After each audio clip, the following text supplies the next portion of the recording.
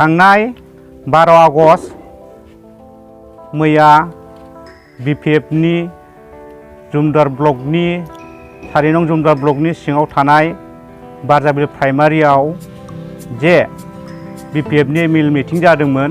बे मिटिंआवहाय जे BPF नि फेसबुक पेजआवहाय जोङो हगारनायखौ नुदों।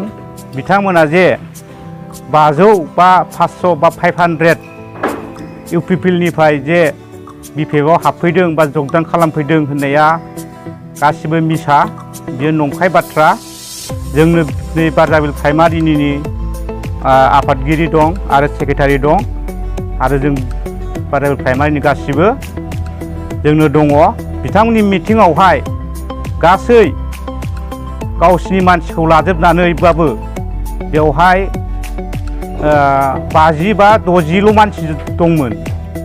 बिथांमोना बे खोथाखौ जे बबेनिफ्राय लानानै बुंखो जे 500 जे UPL निफ्राय गावसोरखौ जगदान होफैदों होननाया बिथांमोना जेबो प्रुफ देखायनो हाया आरो बिथांमोननि जे बुंनाय खोथाया नंखाय।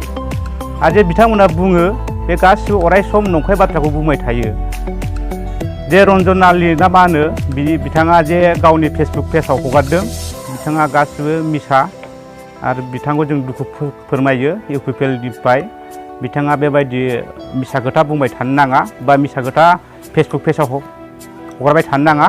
बारजाबिल प्राइमारि जानानै बिथांखौ जों गोख्रोङै बा सोंखारियो आरो गोसो गोथौजों जों दुखु मोननाय फोरमायो। आंनि लोगोआ जे बाथ्रा बुंलांदों बे बाथ्राखौ आं बुंनो सानदों।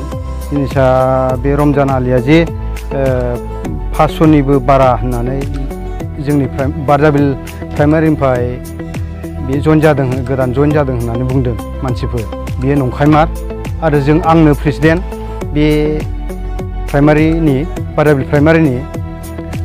बेनिखायनो आङो बे रमजान आलिखौ माने गोख्रों रावजों बुङो आरो जिनिसा बेबायदि पस्ट खालामनो नाङा। जोङो बे रमजान आलिखौ जानला मोनला नङा हसिया बेफोरबायदि नंखाय बाथ्राफोरखौ दा फोसावथों।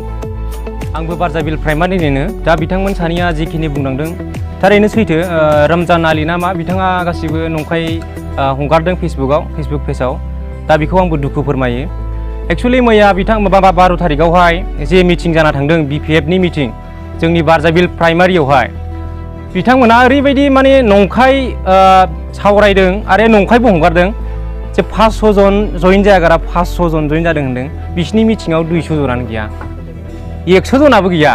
जा ओंखारो बिसिनि फैजोबनायनो, सोरबा लिडारफोरनि फैजोबनाय बेनो। बे दिनै दस्रा जायगायाव मिटिं जा बिसोरबो बिसिनि थांगोन आरो दिनै दस्रा जायगायाव मिटिं जा बिसोरबो बिसिनि थांगोन।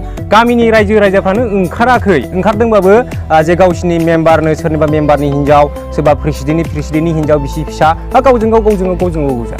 दस्राफ्रा जोंनि आरो UPL नि मानसिफ्रा बिसिनाव थाङाखै रावबो। आरो बे 500 जन जे जयनिं जादों होनदों बे नंखाय नङा।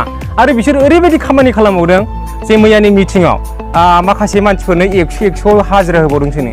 आरो नों सासे मोनसे राजनितिक मोजां सालायोबा हाजिरा होनांगौनि मा गोनांथि? हाजिरा होनांगौनि गोनांथिया गैया। नों मोजां खामानि मावोबा रायजो राजाफ्रा मोजां मोननानै नोंजोंनो ज' जाहैखागोन। एक्सुवेलि माने फैसा होलायनानै हाजिरा होलायनानै बेबायदि मिटिं खालामनाया बे मोजां नङा। एक्सुवेलि गिदिर गोलाव बिथांमोना साननोबो रोंखागौ। एसे सानना नायदो BPF पार्टिनि बिथां सारमोना बे नंखाय आरो लामायाव लोगो मोननाय। मैया जों लागोआवथ' मोनसे बाजार फिसा दङ, दखान दङ, बेयाव बाजार जायो। बेवहाय थांलाय फैलाय खरस खालामनाय कयेकजन मानसिफोरखौबो बिथांमोना लेंना लाङो फै मिटिङाव थांनि होननानैहाय। दा फैसा हरनायनि खोथा बुङो बिसोरो, फैसाया 100 हरोनो हाजिराया। बेफोरबायदि एकदमबारे 2 नाम्बारि खामानि मावदों बिसोरो।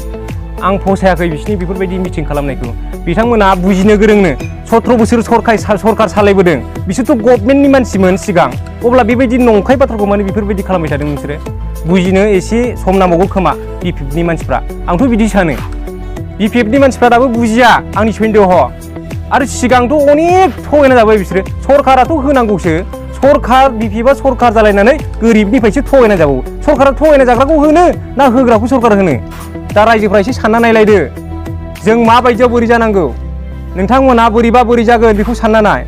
आरो जों सासे मानसि, नोंबो मानसि।